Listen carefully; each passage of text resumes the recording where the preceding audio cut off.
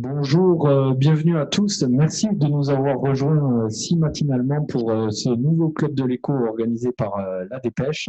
Alors, vous savez, on avait intitulé cette rencontre les scénarios de reprise pour l'économie française en 2021. Alors, bon, malheureusement, il y a eu un reconfinement depuis. Donc, François Duhaene, qui est le chef économiste du CIC Market Solutions, a rebaptisé sa présentation l'économie une fin d'année semée d'embûches. Donc, on l'écoutera tout à l'heure, mais effectivement, en ces périodes un peu troublées, c'est important d'avoir pour les décideurs économiques un peu une boussole et essayer de voir comment la fin d'année peut se passer et comment 2021 peut se construire. Alors, pour parler de tout ça, nous aurons le plaisir d'échanger avec Patrice Cauvet, qui est le directeur général du CIC Sud-Ouest, qui est avec nous depuis Bordeaux. Bonjour, Monsieur Cauvet. Également, donc François Duhaene, qui est le chef économiste du CIC Market Solutions, qui nous brossera un petit peu les scénarios pour cette fin d'année et l'année 2021. Et on essaiera de zoomer sur l'économie de l'Occitanie, qui nous intéresse au premier chef ici, avec Pascal Robert, qui est à mes côtés, ici au siège de la Dépêche, et qui est le directeur du pôle études à la Banque de France Occitanie. Alors, Patrice Cauvet, depuis Bordeaux, CIC Sud-Ouest, vous, les banquiers, vous avez été en première ligne au premier confinement.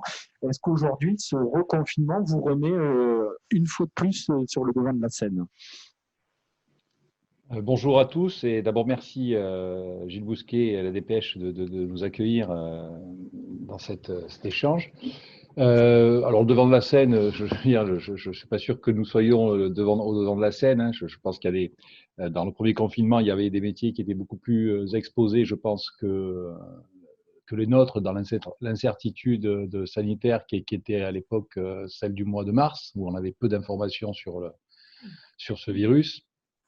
Mais par contre, c'est vrai que les banques ont été mobilisées puisque ça fait partie des services qui ont continué leur activité, hein, je dirais, ce qui est assez logique parce que les banques, dans leur métier d'intermédiation, de transfert de fonds, de règlement, de réception de remise, sont au cœur de la vie de l'économie et sont au service de l'économie, que ce soit un particulier, une entreprise, un professionnel, une association, je dirais, avoir accès à sa trésorerie et pouvoir régler ses fournisseurs, recevoir les règlements de ses clients, c'est quelque chose d'indispensable pour continuer de fonctionner. Donc, de ce point de vue-là, effectivement, les banques étaient en pleine activité pendant le confinement, le premier. Elles l'ont été aussi évidemment entre les deux, hein, en reprenant une activité un peu plus large, un peu plus conforme à l'ensemble de nos métiers, puisque le confinement quand même a réduit l'activité malgré tout de l'ensemble de nos prestations de manière assez significative. On a eu une activité très très dense sur notamment l'octroi de PGE,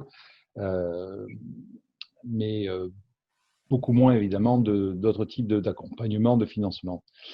Pour ce deuxième confinement, c'est un petit peu différent, je dirais, dans la mesure où l'économie est un peu plus ouverte qu'elle ne l'était au mois de mars. Nous avons une meilleure quand même lecture sanitaire de la situation. Je pense que l'ensemble des acteurs et des citoyens sont équipés aujourd'hui de masques, de solutions hydroalcooliques qui permettent de se laver et désinfecter les mains régulièrement. Pour certains, dans les métiers d'accueil, dans nos agences notamment, il y a des hygiaphones.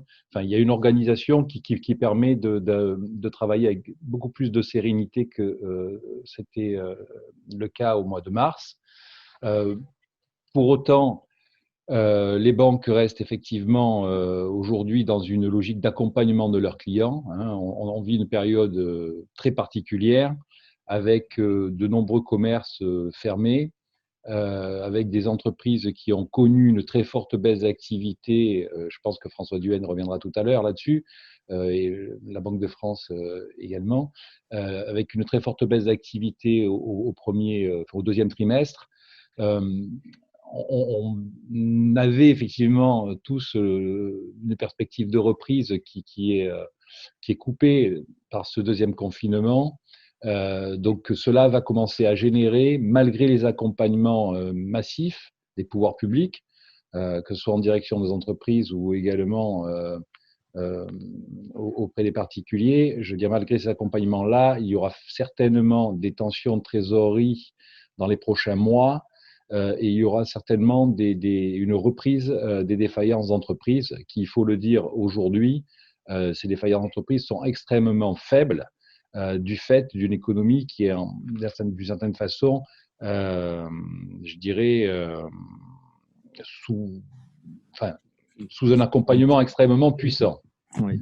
Alors justement, vous parliez de réactivité. Il y a un grand débat actuellement au niveau du gouvernement pour essayer de digitaliser les commerces et les aider à maintenir une activité click and collect, justement, face aux grandes plateformes, notamment anglo-saxonnes.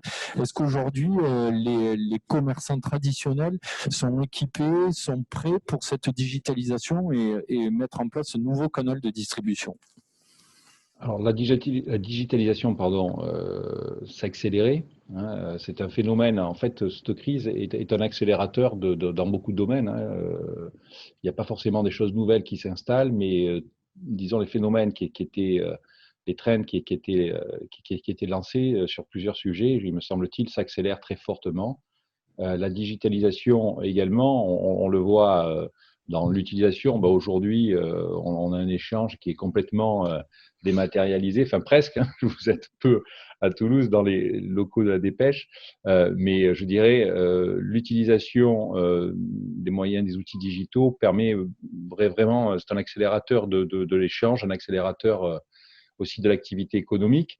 Alors, je dirais toutes les activités ne sont pas concernées au même degré, mais toutes le sont de manière ou d'une autre. Évidemment, il y a des grandes enseignes qui sont très structurées là-dessus. Il y a aussi de petites entités qui se sont développées uniquement sur ces créneaux. Il y a des savoir-faire aujourd'hui qui sont très très partagés. Puis nous accompagnons aussi nos clients là-dessus. Je pense qu'il n'y a pas de commerce aujourd'hui qui ne peut pas accéder à la vente à distance. Nous avons par exemple une application qui s'appelle Click and Collect, PPRO, qui est extrêmement simple et qui permet, par exemple, à un commerçant, quel que soit son métier, de pouvoir mettre à disposition, même s'il ne dispose pas d'un site internet, des ventes à distance ou des commandes pour ses clients. On fournit en fait un lien et avec tout un moyen de paiement intégré. C'est extrêmement simple, c'est peu coûteux et ça permet de vendre à distance. Je dirais donc que tous nos collaborateurs dans les agences CIC installent ceci auprès des professionnels des entreprises en fonction de leurs besoins depuis plusieurs mois. Et c'est vrai que ça fait partie des services rendus qui permettent d'accélérer l'e-commerce en complément des réseaux de vente traditionnels. Et vous attendez justement un surcroît de demande sur ce type de produit de la part de vos clients commerçants professionnels? Ah oui, tout à fait. Non seulement on s'y attend, mais on l'a vu également pour les entreprises de taille importante qui ont aussi d'autres outils et qui ont voulu, de manière très simple, utiliser cet outil-là sur des ventes spécifiques, sur des activités spécifiques comme accélérateur. Et c'est vrai que on voit, on mesure dans l'attitude des consommateurs d'une part, mais aussi dans l'offre une accélération de ces outils-là. Alors, je dirais indépendamment de cela, nous-mêmes, en tant qu'entreprise bancaire, comme la plupart des entreprises, on a fortement accéléré la digitalisation de nos outils, nos contrats. Pendant le premier confinement, la quasi-totalité de nos contrats ont été digitalisés. On n'était pas loin de 100% de nos contrats digitalisés. Donc, nos collaborateurs peuvent aujourd'hui, on a maintenu l'essentiel de ces contrats sous cette forme-là, en complément du papier. On développe le rendez-vous vidéo. Donc, c'est vrai qu'on a une économie qui mute, je dirais, qui mutait déjà, mais qui accélère sa mutation et sa façon de fonctionner. Bien. Ben, qui mute, une économie qui mute, on va le regarder tout de suite avec François Duhaene, qui est avec nous depuis Paris. Vous êtes le chef économiste du CIC Market Solutions. Bienvenue à vous. On va essayer d'y voir un peu plus clair sur les mois qui nous séparent du début de l'année 2021 et puis peut-être sur les premiers mois 2021. Comment vous, en tant qu'économiste, vous voyez la situation évoluer. Alors, François Duhaene, vous avez rebaptisé cette présentation une fin d'année semée d'embûches. Ça va être une année 2021 plus compliquée qu'attendue, selon vous? Là, pour l'instant, on parle de l'année 2020. Pour l'instant, il y a encore beaucoup d'échéances d'ici là. On a trois principales quand même. La première, c'est la maîtrise ou pas du virus avec une solution médicale ou une mutation du virus. On va y revenir dans une seconde. Il y avait deuxième série de sujets autour des plans de relance qui accompagneront la refermeture des économies partielles ou moins partielles suivant les pays, mais aussi une élection américaine qui pourrait quand même dynamiser pas mal ou, à l'inverse, ne pas dynamiser la croissance mondiale en fonction des plans de relance qui y seront faits, qui pourraient y être massifs en fonction du résultat de l'élection de ce soir. Et puis, vous avez un troisième sujet peut-être moins important. Il y a quand même, dans la région où vous êtes, un certain nombre d'exportateurs qui sont liés aux questions du Brexit et qui sont aussi des sujets qui sont proches de leur échéance. Alors, ce que je vous propose, c'est qu'on regarde ensemble un certain nombre d'images. Sur la question sanitaire, je pense que vous êtes tous au courant de l'évolution extrêmement dramatique qu'il peut y avoir en Europe. On regarde surtout là, plutôt que le nombre de cas, le nombre de personnes en réanimation, sujet plus proche de l'urgence, en fait, du point de vue des dirigeants des différents pays européens. Et vous voyez que si la France est en tête sur la question de l'occupation de ces lits en réanimation, on est loin d'être le seul, on est plutôt un peu en avance sur les autres, plutôt que les seuls dans la course, malheureusement, contre laquelle il faut lutter pour être capable de prévoir une situation qui va être compliquée. On voit déjà que les mesures de distanciation sociale suivies depuis quelques jours maintenant d'un reconfinement plus net avait déjà conduit à une évolution du comportement des acteurs économiques. On vous présente ici les déplacements sur le lieu de travail et sur le commerce et loisirs. Et vous constaterez qu'en particulier sur commerce et loisirs, parce que plus frappant de mon point de vue que la question du travail où les gens étaient en partie restés en télétravail, vous voyez que depuis mi-septembre, la situation s'était déjà infléchie. Donc ça, en fait, ça va s'aggraver, c'est sûr, bien sûr avec le confinement qui est maintenant redemandé, moins, comme le disait Patrice, que la fois précédente, parce qu'on a quand même une économie qui reste plus ouverte, donc on devrait avoir quand même une résistance de l'économie qui sera meilleure, mais ça ne veut pas dire pour autant qu'il faut qu'il y a encore un certain nombre de choses à lever. Dans les choses à lever, il y a trois grandes familles de possibles. La première, une mutation du virus qui deviendrait moins agressif. Ça a existé dans le passé. J'espère que ça pourra être le cas, mais on ne peut pas tabler là-dessus. Deuxièmement, des médicaments qui sont repositionnés ou trouvés pour cette maladie-là. Pour l'instant, c'est un 3/4 d'échec.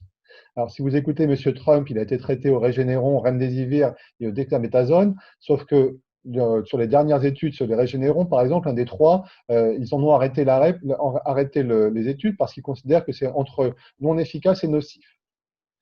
Donc, on va regarder un peu aussi la troisième famille qui est celle des vaccins. Personne aujourd'hui ne peut vous dire qu'il y aura des vaccins qui fonctionneront. Il y a quand même des résultats de phase 1 et de phase 2 qui ont été plutôt pas mauvais. Et il y a des annonces de résultats préliminaires pour les phases 3, qui est la dernière phase dans l'étude d'un vaccin, prévue pour novembre, on va plutôt dire sur la deuxième quinzaine de novembre. Les échantillons sont maintenant complets. On attend que des personnes qui ont été vaccinées se retrouvent, par le hasard de l'histoire, contaminées pour savoir si le vaccin est efficace. Donc, en particulier Moderna, Pfizer, vous disent qu'ils pensent qu'ils seront dans cette situation sur la deuxième quinzaine du mois de novembre. En soi, même s'il y avait un vaccin, même s'il est efficace, le temps de le produire et de le diffuser, on aura un impact économique favorable, au mieux à partir du deuxième trimestre 2021. Et encore, c'est probablement un peu optimiste. En revanche, en termes de confiance, de volonté d'investir dans la préparation des plans pour se faire, c'est sûr que si vous savez qu'il y a un vaccin efficace à 80%, vous n'allez pas vous préparer de la même manière, vous n'allez pas demander à votre banque de vous accompagner de la même manière que si vous n'avez pas de certitude sur ce que sera la maîtrise du virus sur le premier semestre de 2021. Donc, même si on n'a pas immédiatement là l'efficacité du vaccin disponible en masse pour tout le monde, ça changera quand même le comportement des gens. Ça ne voudra pas dire qu'on pourra sortir du confinement ou en tout cas de la distanciation sociale, mais ça voudra quand même dire qu'on pourra aborder l'avenir 2021 avec nettement plus de confiance et là-dessus, personne n'en sait rien, même si les résultats préliminaires n'étaient pas mauvais. Bon. ça nous donne en termes de croissance des indicateurs économiques jusqu'à ce qu'on se reconfine là, qui étaient quand même bien orientés. On vous présente ici en bleu les ventes au détail. Vous voyez qu'il y avait, c'est en volume, hein, on enlève la notion de prix. Vous constaterez qu'on était quand même au-dessus, au mois d'août, des ventes au détail du même mois de 2019. En même temps, il y avait les soldes décalés. Donc, je ne suis pas sûr qu'on doive trop l'extrapoler. Sur la partie plutôt production, industrie, on était encore à moins 7%. Ça, c'est les dernières statistiques disponibles pour la zone euro. Vous voyez qu'on avait encore du retard et avec le reconfinement qui s'engage, ça va être un peu plus compliqué. Quand on prend une autre série d'indicateurs par pays, cette fois-ci sur les grands pays de la zone euro, on va surtout regarder la France, la partie bleue, on demande ici à l'échelle d'entreprise, à leurs directeurs d'achat, s'ils ont confiance dans l'avenir. Vous voyez la courbe bleue, bleu clair, celle-ci ici, si vous voyez mon écran, vous voyez en fait qu'on avait déjà rechuté, et ce, bien avant le reconfinement. C'est-à-dire qu'il y a eu une forme de libération, la confiance est revenue, puis on s'est rendu compte que ce n'était pas exactement comme avant, et que tant qu'on n'aurait pas une solution médicale ou une mutation du virus, alors la situation allait rester compliquée un moment. Avec une taille de l'économie française d'avant Covid-19 qu'on attend avec mon équipe entre le 3e et le 4e trimestre 2022 seulement. Ça s'est traduit sur les chiffres du 3e trimestre publiés en fin de semaine dernière pour la France, là encore, et les autres pays. Vous avez la France en rouge sur ce graphe. Vous voyez qu'on n'était pas si mauvais que ça en termes de rebond au 3e trimestre. On était même les meilleurs en Europe par rapport au même trimestre de l'année précédente. En revanche, on sait qu'avec ce qui vient de se passer, on va rechuter. La taille de l'économie française au 4e trimestre sera plus basse que la taille de l'économie française au 3e trimestre. Quand on disait ça à nos clients il y a 15 jours, 3 semaines avant le reconfinement, les gens nous prenaient un peu pour des fous. Aujourd'hui, je pense que tout le monde en est convaincu. Le problème que vous avez, c'est que sur les prévisions de la Banque de France, par exemple, les prévisions de l'INSEE, ça n'est pas intégré, ces chiffres-là. Ça va venir, hein, ils ne vont pas traîner, mais pour l'instant, ça n'y est pas. Donc, méfiez-vous de ces chiffres qui ne sont pas à jour, pour l'instant. Dans ce contexte, la France a déjà rajouté une vingtaine de milliards d'aides additionnelles. On est donc arrivé à 226 milliards cumulés sur 2020, 2021 et 2022. On aura à peu près fait 120 milliards, 130 milliards sur 2021, 20, et le reste sera pour 2021 et 2022. Donc, c'est quand même des mesures de support. Il y a bien sûr dans ce scénario-là, comme dans le nôtre, l'idée qu'il y aura une évolution médicale positive d'une manière ou d'une autre, sans qu'on sache exactement laquelle, par le génie humain d'une certaine manière, qui permettra que la situation continue à s'améliorer et qu'on revienne progressivement à la taille de l'économie d'avant-crise. Il y a des montants extrêmement importants. Je vous ai montré la France ici, donc vous allez vous repérer où elle est, et c'est bien sûr pareil dans les autres pays européens. Vient se combiner à ça un deuxième niveau d'aide, une aide au niveau de l'Europe. On parle de 750 milliards d'euros pour ceux d'entre vous qui sont les plus intéressés par ces sujets. Faites attention, dans ces 750 milliards d'euros, il y a 390 milliards de subventions qui seront financées par des impôts spécifiques sur les plastiques, par exemple, à partir du 1er janvier, normalement, sur les transactions financières, sur le carbone, sur les entreprises digitales qui ne payent pas assez d'impôts, pour donner des exemples. Donc ça, ce ne sera pas les finances des Français, des Belges ou des Hollandais qui vont payer, c'est aussi, pas par forme d'impôt, pardon, mais par forme de contribution sur des sujets spécifiques. Et puis, il y a 360 milliards dans ces 750 milliards de prêts dont on est loin d'être sûr que les États vont venir les chercher. Donc, la vraie relance, celle dont on est sûr qu'elle va venir, c'est 390 milliards, c'est déjà très significatif. Hein. Et on verra si on va à 750 milliards. Pour l'instant, tout est encore à voter. On en est pour l'instant dans une phase intermédiaire. Alors, si sur la partie des subventions, celle dont on est certain que ça va se produire, vous avez ici les aides par pays, en tête l'Italie. Vous voyez qu'on a 65 milliards et la France est en 3e position, un peu moins de 40 milliards. Faites attention, ces 40 milliards sont déjà intégrés dans les 226 milliards du gouvernement français. Il a l'intention de ne pas lever de l'impôt, pas de lever de dette, pas de l'impôt, de la dette, parce qu'il va recourir à l'argent européen. Il ne faut pas cumuler ces deux montants.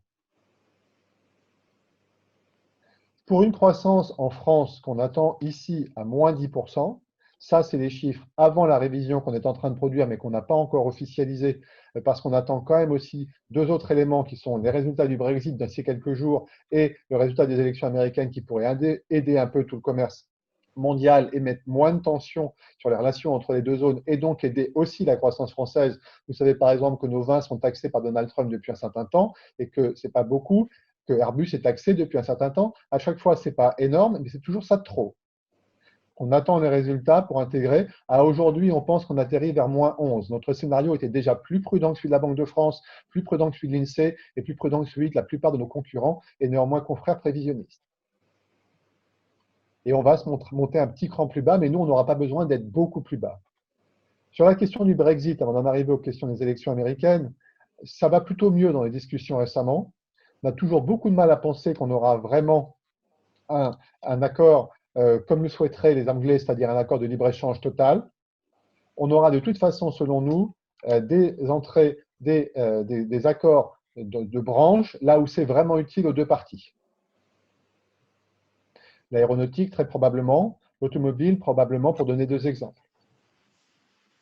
De là à avoir un vrai accord de libre-échange, ça ne sera très probablement pas le cas. Et de toute façon, qui dit accord de libre-échange dit quand même retour de frontières, quoi qu'il arrive. Hein.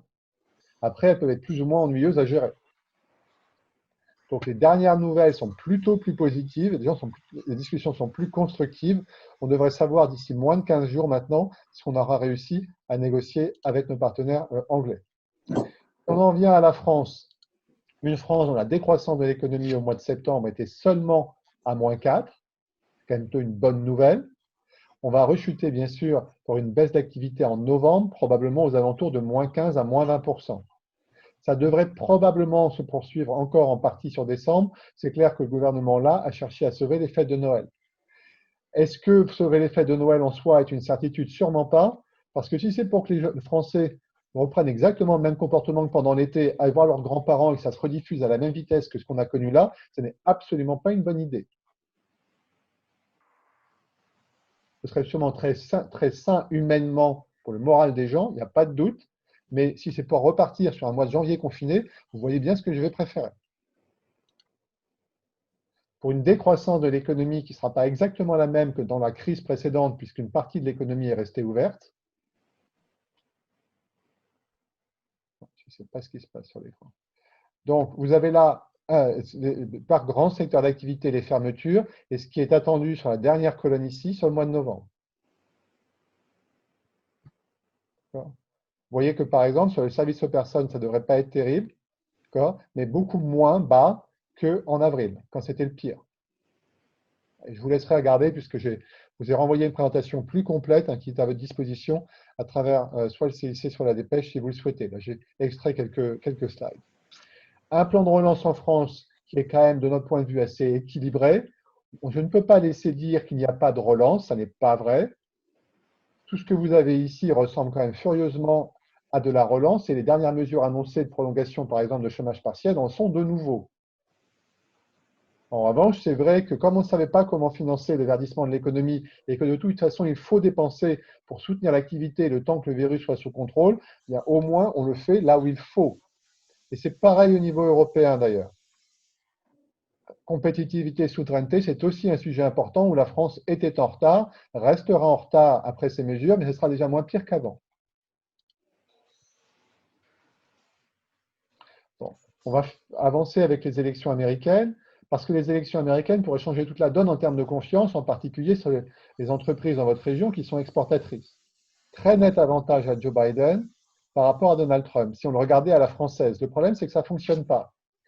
Parce que c'est un suffrage indirect, que ça se convertit en grands électeurs, et que quand vous avez ici les sondages actuels, à aujourd'hui, 216 pour M. Biden, 125 pour Donald Trump, mais il en faut 270 pour être élu. Le reste, c'est des toss-up, c'est des États où les sondages sont trop resserrés pour qu'on y voit clair. Donc en fait, moi, je suis à la veille d'un élément majeur pour notre scénario de croissance, ce que vaut le pétrole, où vont aller les taux d'intérêt, où va aller l'euro, etc. Et on n'en sait rien. On a un scénario central de M. Biden élu. Et en plus, vous avez un deuxième sujet ici au Sénat, puisque aux États-Unis, il y aura toute la Chambre des représentants de notre Assemblée nationale qui va être remplacée demain. Et par ailleurs, les votes aujourd'hui, mais résultats demain, le Sénat, vous avez un tiers qui est remplacé, mais le Sénat, ce n'est pas comme chez nous. La plupart des lois y passent et doivent y être validées. Et c'est bloquant. Il n'y a pas le dernier mot à la Chambre des représentants. Et vous voyez que pour l'instant, c'est plus qu'incertain.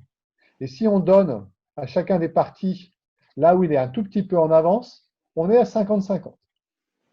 Si le Sénat, si M. Biden, démocrate, gagne, comme c'est quand même probable, mais qu'il n'a pas le Sénat, il ne peut pas passer ses réformes fiscales. Il ne peut pas passer facilement son plan de relance et le verdissement de l'économie. Il y aura moins de tensions commerciales, ce sera positif pour vos entreprises.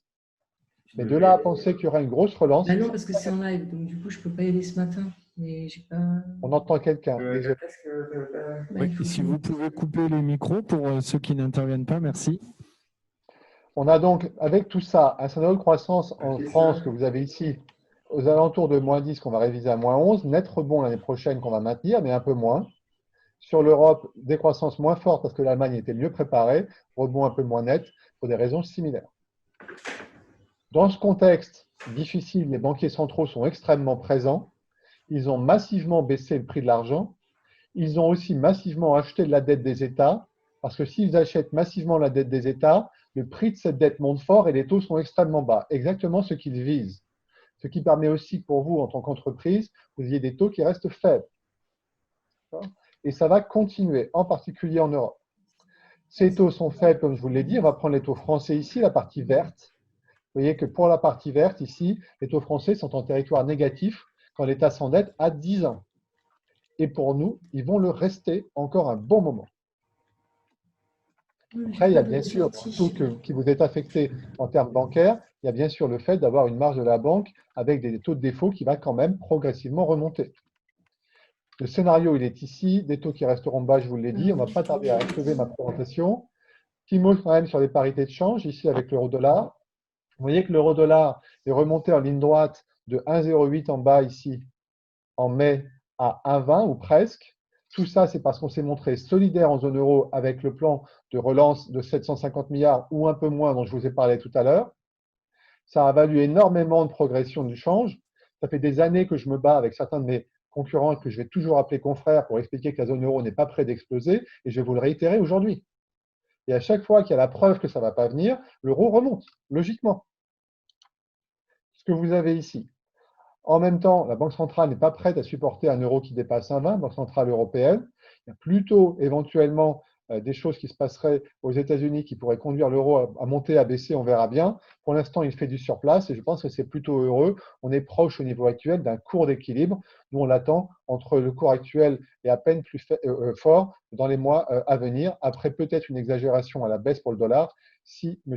Biden est élu avec un congrès démocrate. Sur la livre sterling, pour ceux qui exportent ou qui importent de là-bas, vous voyez que quand on est à 0,90, là, on n'est quand même pas très loin des moments où on s'inquiétait énormément d'un hard Brexit, d'une sortie sans accord. On est quand même plutôt dans le bas de la fourchette. Le livre sterling est plutôt faible. Sur la base d'un accord point à point qu'on attend, je pense qu'on aura plutôt un livre sterling qui devrait se stabiliser autour des niveaux actuels. Je pense que c'est à peu près ce qu'attendent les marchés financiers.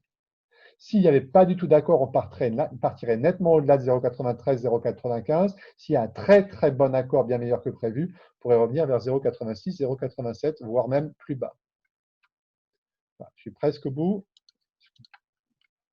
Bon, ce scénario de change, c'est pareil, vous le trouverez dans la présentation. Je vais conclure ce que je voulais vous dire aujourd'hui par le point suivant. 3 grandes familles de facteurs pour cette année, mais qui conditionneront aussi très largement la reprise de croissance du premier semestre 2021.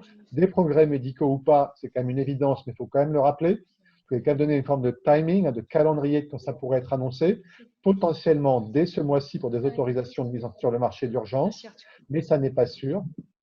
Deuxième élément, le Brexit. Des nouvelles d'ici une quinzaine de jours. C'est sûr que si on a un bon accord, les prévisions de croissance seraient plutôt révisées modérément à la hausse qu'à la baisse par rapport aux attentes actuelles faibles sur le fait que ça se passe bien. Puis un troisième sujet autour de la dynamique liée aux élections américaines, surtout sur les notions de tension commerciale entre les différentes zones. Verdict ce soir, si on a un congrès, c'est-à-dire Chambre des représentants, Sénat démocrate, plus le président démocrate, alors on aura nettement plus de relance et aussi un peu plus de confiance là-bas, mais aussi par ricochet chez nous.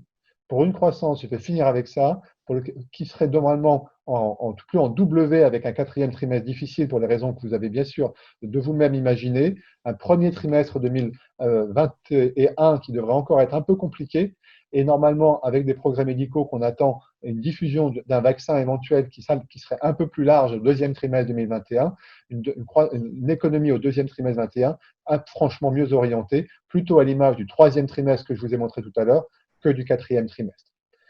Voilà qui va conclure. Merci beaucoup François Duhaene. Effectivement, dans ces temps un peu troubles, ça permet de fixer les idées et d'avoir un horizon parce que c'est un peu une crise sans fin qu'on vit et que vivent nos économies depuis quelques mois. Alors, merci en tout cas pour les données, notamment sur les taux de change, la situation du Brexit et la situation américaine, parce qu'effectivement, l'Occitanie et son industrie aéronautique et spatiale est une économie très exportatrice. Donc, on est très connecté à tout ce qui peut se passer à l'étranger. On va zoomer avec Pascal Robert qui est à mes côtés. Bonjour et bienvenue. Vous êtes le directeur du pôle études à la Banque de France Occitanie. Et après la présentation très macro de François Duhaene, on va essayer de zoomer un petit peu plus sur notre territoire et voir un petit peu quelle est la situation aujourd'hui. Puis après, au temps des échanges et du débat qu'on ouvrira dans la foulée avec vous, les différents participants qui êtes connectés ce matin, on essaiera d'y voir un petit peu plus clair sur cette fin d'année et peut-être le début 2021. Alors Pascal, c'est à vous. Très bien, merci. Bonjour à tous. Merci à Gilles Bousquet pour l'invitation à la dépêche. Effectivement, donc la région Occitanie n'échappe pas malheureusement et bien au contraire donc à cette aux conséquences désastreuses sur l'économie. Hein. Donc, je rappelle que la situation économique de la région Occitanie était, je dirais, particulièrement florissante, si je peux m'exprimer ainsi. Donc, une région très dynamique, attractive, créatrice d'emplois, mais déjà un certain paradoxe avec un taux de chômage relativement élevé. Aujourd'hui, donc après, effectivement, une fois la présentation sera lancée, donc aujourd'hui, effectivement, l'Occitanie et malheureusement se trouve parmi les régions les plus impactées, malgré effectivement une reprise d'activité assez forte après le confinement. Les entreprises Occitanie ont retrouvé dans l'ensemble donc un niveau d'activité, je dirais proche de ce qu'elles avaient connu donc en 2019. Hein, il restait encore un gap important à franchir, 5-10 points donc de croissance pour retrouver les niveaux d'activité de 2019. C'est pas encore le cas et ça ne le sera certainement pas. On vient de vous l'expliquer donc d'ici la fin de l'année et il y aura certainement donc une nouvelle baisse d'activité. Et nous étions, je dirais, ce moindre dynamisme de l'activité économique régionale et principalement le fait de deux secteurs, je dirais, emblématiques de notre économie régionale, à savoir, comme ça a été cité tout à l'heure, l'industrie aéronautique, mais aussi donc le tourisme qui ont payé et paye un lourd tribut effectivement aux conséquences de cette pandémie. Le troisième secteur, alors je ne sais pas si vous avez la possibilité de... Vous l'avez, voilà. Bon, apparemment, vous avez effectivement un retour écran.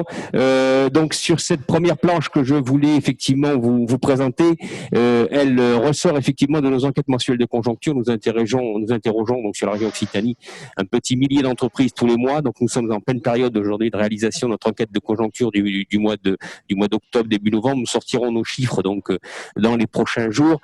Comme vous l'observez, effectivement, ce décalage de reprise par rapport à la France est assez, je dirais, flagrant sur cette diapositive, avec deux secteurs qui restent à la traîne, principalement effectivement l'industrie aéronautique et je dirais l'hôtellerie-restauration, plus généralement tout ce qui tourne autour de l'activité touristique, mais aussi du culturel et de l'événementiel. Donc deux gros employeurs effectivement. Le troisième gros employeur de notre économie régionale est l'industrie agricole et agroalimentaire, qui a un peu mieux résisté effectivement à cette crise, hein, donc relativement épargné, dirons-nous, hein, puisque le niveau d'activité avait assez rapidement, après confinement, retrouvé un niveau d'activité comparable à celui de 2019. Néanmoins, je dirais quelques secteurs emblématiques, là aussi, dans notre région, subissaient quelques revers. Je pense notamment donc au secteur de la viticulture, hein, fortement pénalisé par un recul des exportations, et la filière aussi foie gras, enfin gras entre guillemets, qu'on appelle ici en région Occitanie, qui, du fait effectivement d'un resserrement de l'activité export, a connu quelques difficultés. Donc, un point maintenant sur ce que nous avait présenté, ce qu'avaient anticipé les chefs d'entreprise, et je pense que là aussi, malheureusement, ces prévisions seront très rapidement, je dirais, malheureusement donc dégradées. Hein, donc, mais nous avions fait un exercice que nous faisons en début d'année, que nous actualisons à mi-année. Et nous sollicitons effectivement plus de 4000 entreprises sur la région en leur demandant effectivement quelle est leur vision de l'évolution de l'activité, de l'emploi, de l'investissement et de leur rentabilité. Donc, vous le voyez, la baisse était sans précédent. Hein, donc, la baisse attendue de l'activité était sans précédent. Elle oscillait selon les secteurs entre 10 et 20%. Le secteur le plus affecté, les deux secteurs les plus affectés restaient naturellement l'industrie, avec un recul très important, notamment dans l'industrie attendue, dans l'industrie aéronautique. On est sur une baisse quasiment de plus de 30% donc de l'activité. Et dans les services, et plus particulièrement les services marchands, naturellement l'hôtellerie-restauration, avec à la fin de l'été des baisses d'activité qui avoisinaient les 40%. Cette baisse d'activité était aussi assez généralisée. La majeure partie des entreprises nous annonçaient effectivement ces chutes de rentabilité. 85% d'entreprises nous annonçaient un recul de chiffre d'affaires donc dans l'aéronautique. Donc, on voit bien effectivement toutes les conséquences que ça peut avoir sur notre économie. Sur le front de l'emploi, comme vous l'observez, là aussi, donc une baisse des effectifs qui était relativement maîtrisée. Donc, pourquoi effectivement, on l'a dit tout à l'heure, grâce aux mesures d'accompagnement. Néanmoins, on s'attend effectivement à une baisse beaucoup plus marquée de l'emploi salarié. Notamment en 2021, puisque un certain nombre de plans sociaux sont en cours de négociation, certains le sont dès à présent. Donc, ça aura naturellement des conséquences sur les effectifs, sur l'emploi, donc sur le premier semestre 2021. Les premiers ajustements qu'on a pu observer donc durant cette période de confinement et de post-confinement ont concerné plus particulièrement les personnels intérimaires, les contrats dits précaires, et naturellement les contrats à durée déterminée, avec une légère reprise quand même durant l'été, notamment sur l'intérim. L'autre élément important qui effectivement nous interpelle et qui est peut-être, je dirais là aussi, une source d'inquiétude pour l'avenir, c'est aussi assez légitime. Les entreprises ont, je dirais, tranché dans le vif, notamment sur leur programme d'investissement et leur programme d'investissement productif. Donc les programmes d'investissement productif sont en net recul. Vous le voyez, on est sur des baisses donc à deux chiffres, avec notamment, je dirais, un recul très important dans l'industrie aéronautique. Je parle bien, je dirais, d'investissement productif. Hein. Donc, il faut savoir que, notamment dans l'industrie aéronautique, les capacités de production avant crise tournaient à plein. On était quasiment pas loin des 100% de taux d'utilisation des capacités de production. Donc, avec cette chute d'activité, on a aujourd'hui de la marge de manœuvre importante qui explique naturellement que nos industriels vont différer peut-être certains investissements, mais il semblerait que ça soit généralisé. La bonne nouvelle, si on veut un peu positiver effectivement sur ces évolutions, c'est que les chefs d'entreprise nous disent effectivement vouloir préserver leurs activités, leurs programmes de recherche, leurs investissements de recherche et développement. Donc ça, c'est un point important pour l'avenir de nos entreprises et pour l'avenir de cette région. Et vous savez que l'activité recherche et développement est très importante dans cette région. Les budgets de R&D sont massivement soutenus par la recherche publique et la recherche privée. Nous avons aussi la chance d'avoir, je dirais, des enseignements des universités et des écoles de qualité qui permettent effectivement d'appuyer ces investissements d'entreprise. Et puis, je dirais, l'autre bonne nouvelle, c'est effectivement les plans de relance mis en place, et notamment l'aide à la recherche et innovation. Les premiers résultats, notamment sur les plans aéronautiques et automobiles, ont eu des effets, je dirais, bénéfiques sur nos entreprises. Hein. Donc, de nombreuses entreprises ont sollicité ce soutien financier pour financer de la recherche et développement. Donc, il y a effectivement dans les cartons un certain nombre de projets, et je crois que ça, c'est important de le souligner. Malheureusement, cette baisse d'activité, on ne pourra pas effectivement la compenser, même si on a bénéficié de mesures de soutien qui qui servent d'amortisseur, notamment sur, je dirais, le paiement de certaines charges d'exploitation, et notamment sur la masse salariale. Les rentabilités seront durement affectées sur l'exercice 2020. Hein. Vous l'observez là aussi, un peu plus de la moitié, près des 2/3 des entreprises nous annoncent des baisses de rentabilité, alors qu'on était sur des courbes complètement inverses en début d'année. Dans l'aéro, c'est près de la moitié des entreprises qui nous annoncent une baisse de rentabilité supérieure à 30%. Donc, on va avoir immanquablement une dégradation de la rentabilité et qui aura des conséquences sur une dégradation sur la situation financière des entreprises. Alors, un point peut-être maintenant sur le financement de nos entreprises. Je crois que là aussi, on ne peut que souligner et se féliciter effectivement des mesures qui ont été mises en place. Ça a été souligné tout à l'heure. On le voit en Occitanie avec, je dirais, une croissance très importante des crédits aux entreprises. Alors, il ne faut pas se cacher, hein, c'est effectivement principalement l'effet PGE, puisque vous le voyez, vous l'observez, les croissances donc des encours de crédits aux entreprises concernent principalement des crédits de trésorerie, le soutien à la trésorerie, donc ces fameux PGE, et qui ont bénéficié aussi à, je dirais, bon nombre d'entreprises et tout particulièrement aux TPE-PME. Je crois que ça aussi c'est important à souligner puisque la croissance des encours est une croissance à 3 chiffres, donc ça c'est quand même particulièrement important. Par contre, on voit effectivement sur cette slide que les programmes d'investissement ont été effectivement interrompus puisqu'on a une croissance beaucoup moins forte des crédits d'investissement, de ce qu'on appelle les crédits moyen et long terme. Il faut dire aussi que dans ces crédits, nous avons eu aussi l'effet des reports d'échéance qui arrivent à terme. Les banquiers, là aussi, il faut saluer effectivement, je dirais, le comportement des banquiers qui ont été exemplaires dans l'accompagnement des entreprises.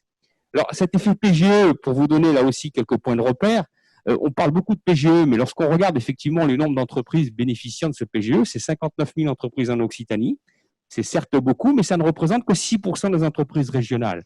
Pour un total de 8 milliards, on était à mi-octobre. Et vous voyez les secteurs qui ont le plus été accompagnés, hein, donc sans surprise, c'est naturellement le commerce, le secteur de la construction, mais aussi le secteur industriel. Et dans l'industrie aéronautique, effectivement, on a beaucoup d'entreprises, et pas uniquement des TPE-PME, des ETI aussi, des grandes entreprises qui ont recouru à ces dispositifs. Et comme vous le savez, donc ces mesures sont prorogées, hein, donc on aura certainement une deuxième vague de PGE, hein, donc dans le courant des prochaines semaines. Donc les périodes de remboursement là aussi ont été différées, hein, donc d'un an, ce qui va permettre aux entreprises là de ne pas avoir face à premières échéances donc au printemps 2021. Et je vous rappelle que là aussi les taux ont été négociés avec la profession bancaire et seront progressifs sur la période d'amortissement. Ils iront de 1 à 2,5%. Selon les cas. La grande nouveauté, effectivement, des mesures d'accompagnement qui ont été annoncées donc par le gouvernement, c'est, je dirais, un coup de pouce donc donné effectivement aux TPE, PME, mais aussi à l'artisanat, avec la possibilité là aussi d'obtenir des prêts, je dirais, de montants tout à fait, je dirais, honnêtes hein, pour ces petites entreprises. Et pour les plus grandes entreprises, peut-être un dispositif, une mise en place de dispositifs d'avance remboursable, mais les modalités restent à définir. Alors, ces mesures, là, je ne sais pas si là, voilà, je suis allé peut-être un peu trop vite. Voilà, juste un point maintenant, ce qui a été dit tout à l'heure, je passerai très rapidement sur effectivement la situation de trésorerie des entreprises. Donc vous voyez sur ce slide effectivement une nette dégradation de la trésorerie des entreprises industrielles et des services en Occitanie, et cette nette amélioration effectivement des courbes liées tout simplement à l'effet PGE. Ça a été dit aussi tout à l'heure, nous avons observé jusqu'à présent, mais nous nous attendons là aussi à une évolution malheureusement assez catastrophique. Jusqu'à présent, nous étions sur des reculs de défaillance d'entreprises très importants. Je rappelle qu'il y a eu un impact non négligeable sur le fonctionnement des juridictions commerciales. Hein, donc, mais là, on s'attend à un possible retournement de tendance. Les banques, dans l'accompagnement de leurs clients, ont aussi l'accompagnement des clients a eu pour conséquence effectivement de constater une baisse significative des incidents bancaires déclarés par les banques, hein, donc une attitude vraiment conciliante de la part des banques.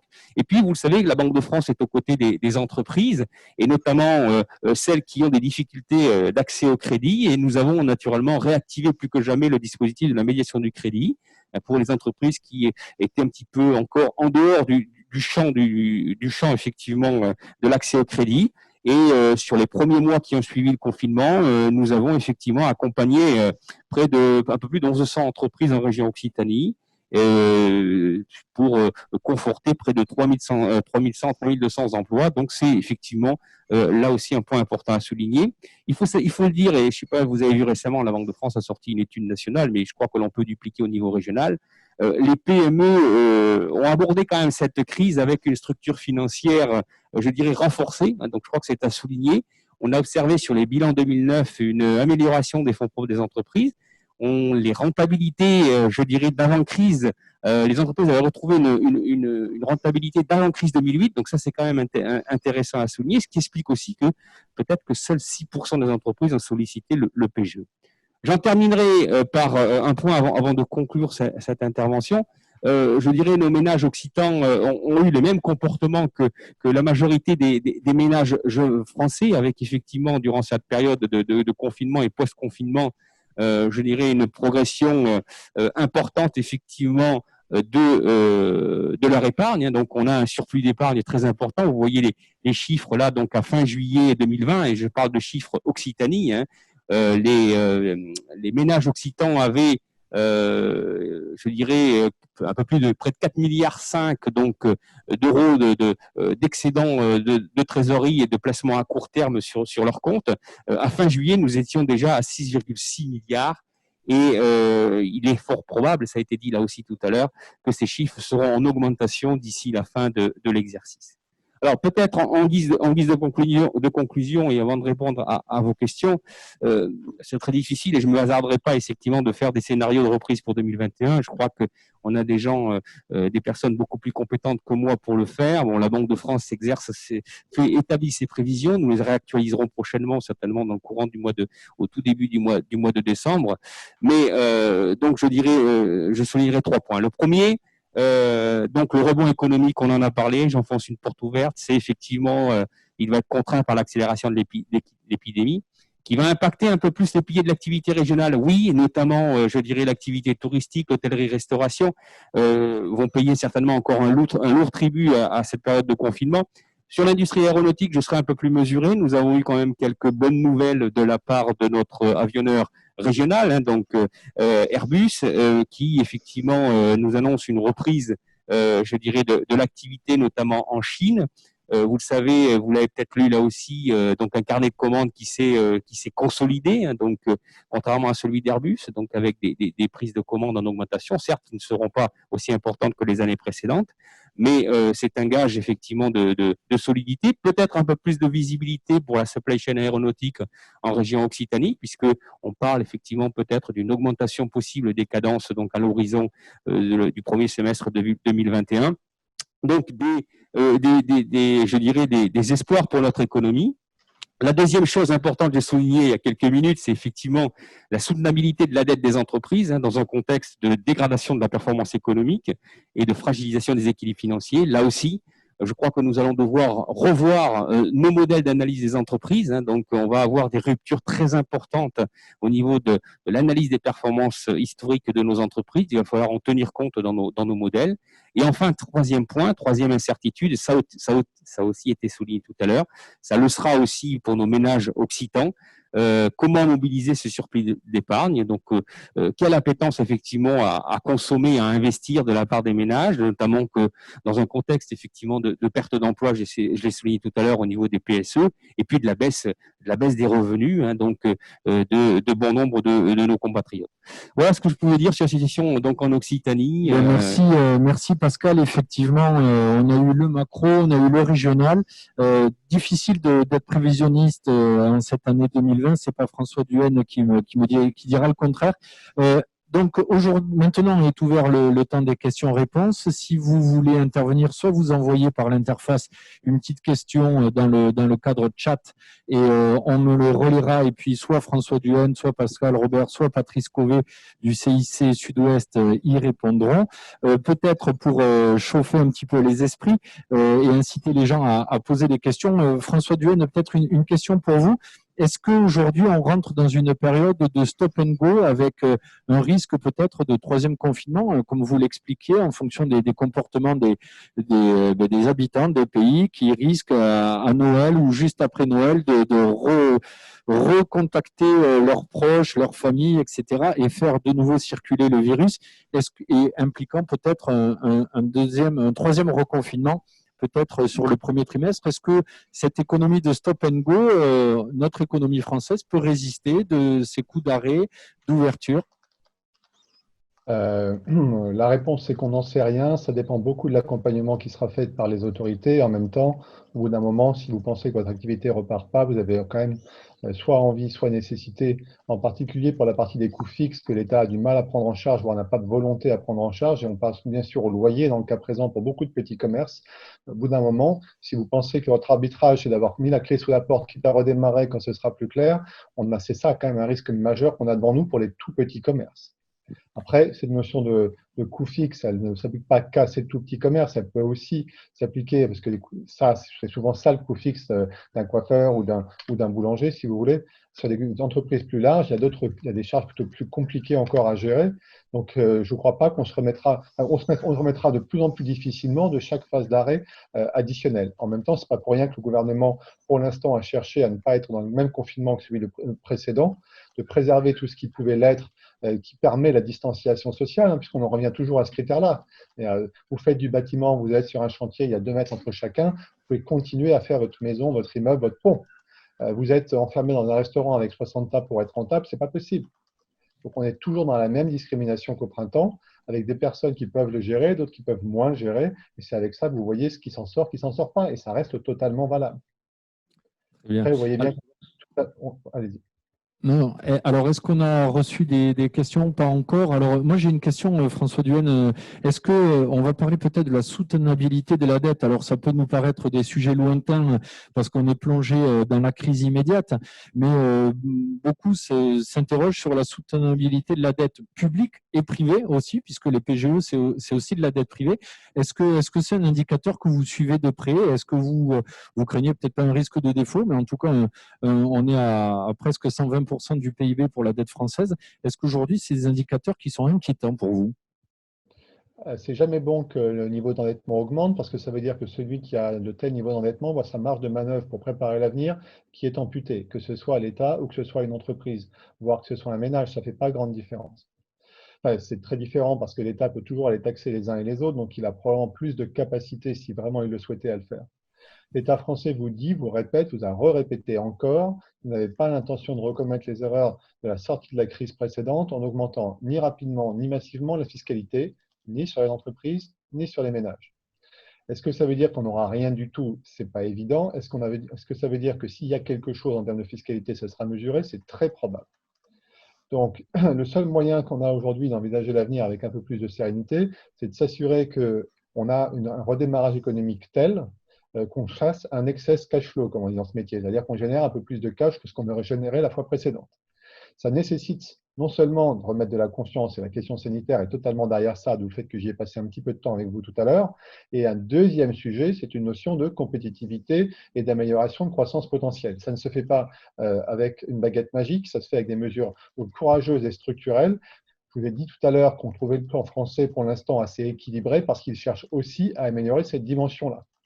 Est-ce qu'il rendra la dette française soutenable quand on en est à 120% du PIB? Si vraiment il devait faire tout ce qu'il y avait à faire pour améliorer notre croissance potentielle et tirer un parti positif d'une natalité française qui reste meilleure qu'ailleurs, pourquoi pas? C'est possible, mais ça nécessitera un certain nombre d'efforts et de cohésion nationale. Donc, est-ce qu'elle nous inquiète? La réponse est oui. Est-ce que là, elle nous inquiète à court terme? La réponse est non. Vous avez une banque centrale européenne qui achète l'essentiel de la dette émise par les États, quel que soit le pays européen aujourd'hui. Donc, c'est un élément qui permet de trouver une solution de court terme. Normalement, la conséquence de ça, c'est que vous mettez énormément d'euros pour acheter cette dette. Donc, l'euro est censé baisser et le pouvoir d'achat de chacun des Européens baisser en fait en même temps que l'euro baisse. Comme tous les pays font la même chose en même temps, l'euro ne baisse pas vraiment, c'est le moins qu'on puisse dire. Et donc, ce qui se passe, c'est que les taux sont extrêmement bas, complètement, on va dire, tétanisés par les banques centrales européennes. En réalité, ceux qui payent aujourd'hui sont ceux qui ont besoin d'un peu de rendement. C'est ce qu'on va appeler au sens large les rentiers, sans que ce soit du tout péjoratif dans ma bouche, parce qu'un retraité aujourd'hui est sans le savoir un rentier, hein, même s'il a une toute petite retraite. Donc, en fait, c'est là que se fait aujourd'hui la résolution de l'équation, dont on voit bien que ça n'est pas pérenne pour extrêmement longtemps, sans générer une grogne sociale entre ça, les fermetures et les différences de traitement de l'un à l'autre, qui est aussi un sujet qu'on va devoir suivre. Bien, merci pour ces éclaircissements. Alors, est-ce qu'il y a des participants qui souhaitent interroger un de nos intervenants? Il ne faut pas hésiter, vous désactivez votre micro, puis on vous donne la parole, vous posez votre question. Bon, en attendant, moi j'en ai une question, puisqu'on était en train de parler de la dette publique et privée.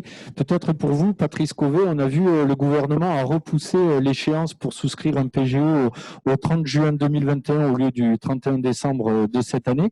Est-ce que vous vous attendez à voir de nouvelles entreprises venir chercher un premier PGE ou alors des entreprises qui viennent en chercher un deuxième, une deuxième tranche? Alors, Monsieur Robert en a parlé tout à l'heure d'une deuxième vague de PGE probable. Je pense qu'on commence à voir de toute façon ces derniers jours, là, on va dire ces 2-3 dernières semaines, un peu plus de sollicitations que nous avions eues au mois de septembre et au mois d'octobre. Pour autant,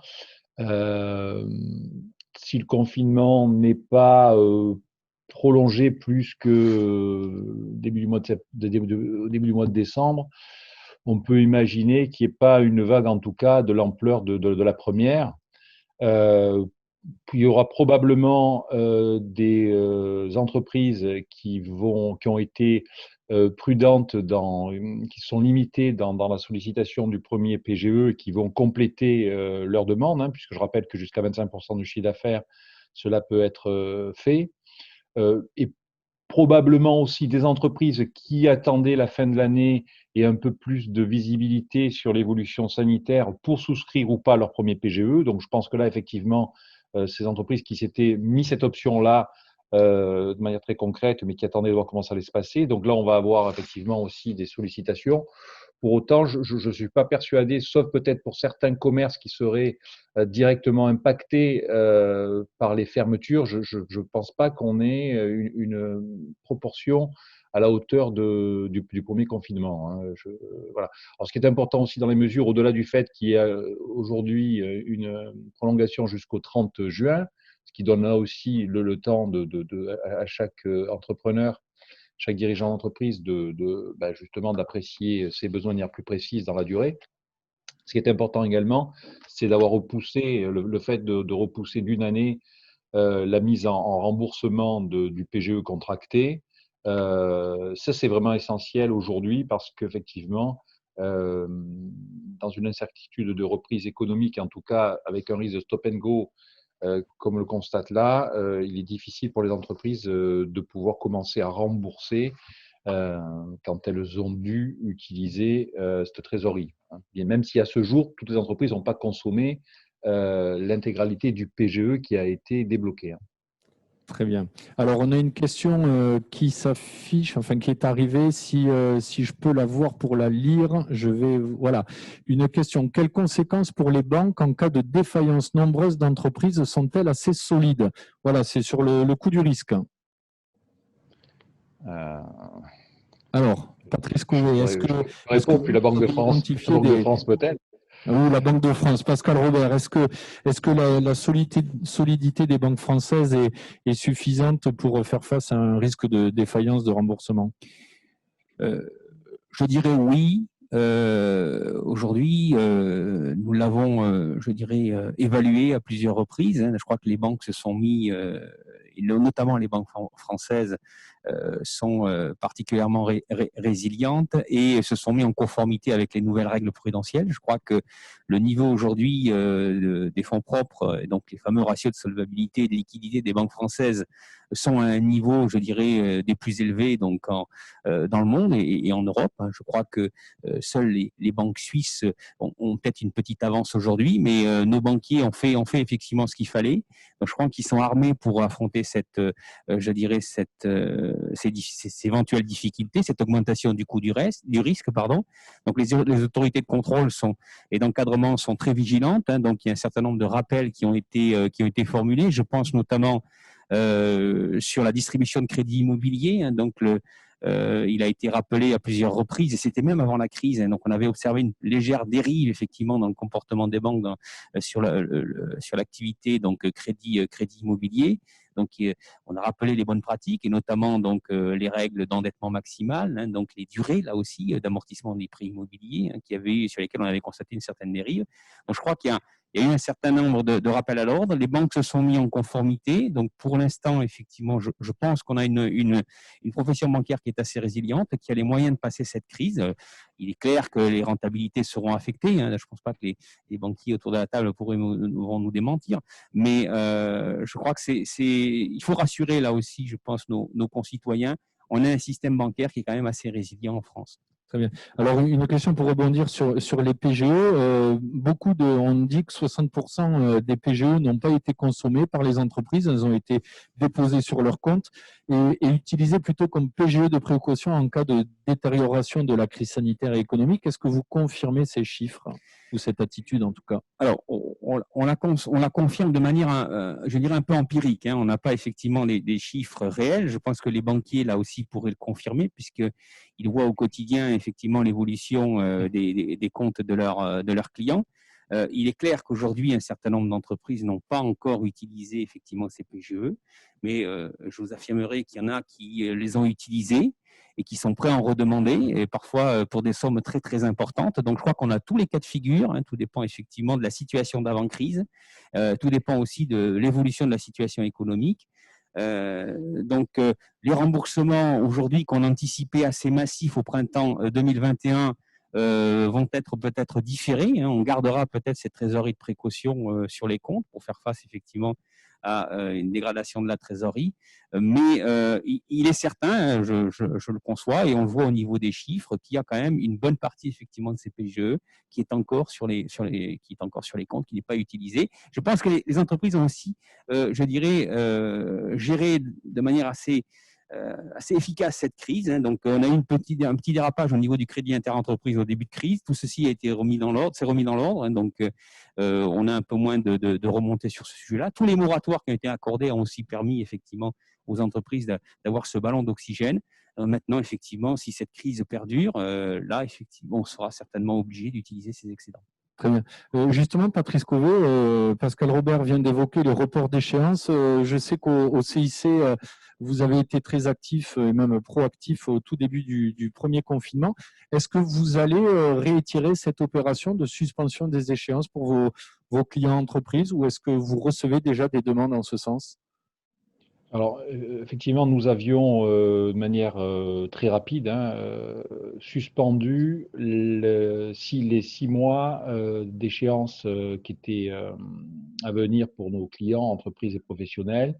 C'est-à-dire que tous nos clients professionnels et entreprises ont eu leur échéance suspendue entre le mois de mars et le mois de septembre.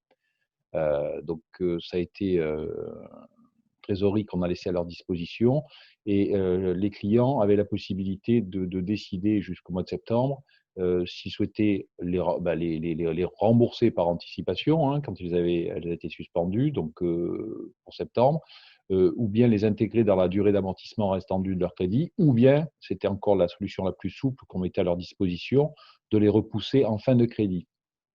Donc nous avons une proportion assez significative de clients qui a choisi cette troisième possibilité, donc avec de la prudence, là encore, liée à l'incertitude. Donc, nous n'allons pas reproduire un automatisme aujourd'hui, puisque, je le disais, nous avions suspendu 6 mois d'échéance, c'est-à-dire bien au-delà du confinement en tant que tel. Donc, c'est quand même une demi-année de trésorerie sur les remboursements de crédit qui ont été accordés à nos clients, c'est important. Mais par contre, bien évidemment, on va étudier de manière attentive toutes les demandes et d'accompagnement de nos clients, mais de manière plus personnalisée. On ne remet pas en place à ce stade quelque chose d'automatique. Très bien. Merci pour ces précisions. Alors, est-ce qu'il y a des questions qui sont arrivées ou pas? Ou en tout cas, s'il y a un participant qui veut nous interroger, qu'il n'hésite pas à se signaler, à désactiver son micro et à poser sa question. Je vous rappelle peut-être que la présentation de François Duhaene sera mise en ligne sur le site de la dépêche.fr dans la rubrique économie. On la mettra également à disposition sur les réseaux sociaux, le Twitter Dépêche Éco, et également le compte compte LinkedIn pour que vous puissiez revoir cette présentation à tête reposée. Également, l'enregistrement de ces échanges et de ces présentations sera mis en ligne. Donc, vous pourrez faire un replay à la maison puisqu'on va avoir un peu de temps, par exemple, avec ce confinement. Peut-être une dernière question, François Duhaene. Est-ce que ce soir, cette nuit, vous allez suivre de manière très attentive le résultat des élections américaines, puisqu'on a compris de votre présentation que ça allait quand même influer sur la marche économique du monde? Alors ce soir, absolument pas. J'allais me coucher de bonne heure parce qu'il n'y aura aucun résultat. Par contre, demain matin, on pourrait avoir des premiers résultats si les choses devaient être très marquées entre les deux, aux alentours de 3h, 4h du matin. Donc, je ne vais peut-être pas me lever à cette heure-là, mais c'est sûr que bien avant 6h, il faudra être sur le pont. Et vous attendez une réaction des marchés demain matin, que ce soit l'un ou l'autre? En fait, est-ce que c'est l'un, est-ce que c'est l'autre? Est-ce que déjà, c'est pas sûr, parce que Donald Trump, par exemple, contesterait un éventuel résultat. Donc, déjà, on a un premier sujet avec ça.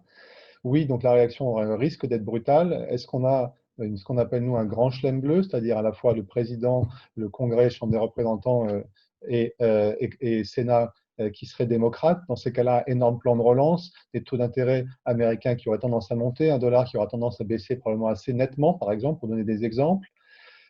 Impact positif à court terme probablement sur les marchés d'actions. Et puis si c'est Donald Trump avec un congrès divisé, on aura encore pire que ce qu'on a pu connaître là en termes de tensions internationales. Vous voyez, c'est vraiment très très binaire ce qu'on attend en résultat, sauf si on a un scénario central qui est celui du CIC, qui est M. Biden, et un congrès divisé qui donne un peu moins de tension, mais en même temps pas vraiment capacité à faire la relance qui est attendue. Nous, on prône ça par prudence plus que par réelle conviction. Très bien. En tout cas, merci beaucoup François Duhaene pour votre présentation. On a bien vu qu'il y avait des échéances, les élections américaines étant les premières cette nuit. Ensuite, l'accord sur le Brexit. On verra ce que ça donne pour nos entreprises exportatrices dans la région. C'est très important pour les biens, mais aussi pour les services. Et évidemment, les avancées médicales sur les différents vaccins qui sont en phase 3 de test. En tout cas, merci beaucoup François Duhaene d'avoir été en duplex avec nous depuis Paris pour cette présentation que nous mettrons en ligne évidemment très rapidement sur nos sites et réseaux sociaux. Merci Patrice Cauvet depuis Bordeaux de nous avoir apporté cet éclairage terrain depuis vos clients que vous suivez au quotidien et qui sont aujourd'hui… Merci Gilles Bousquet.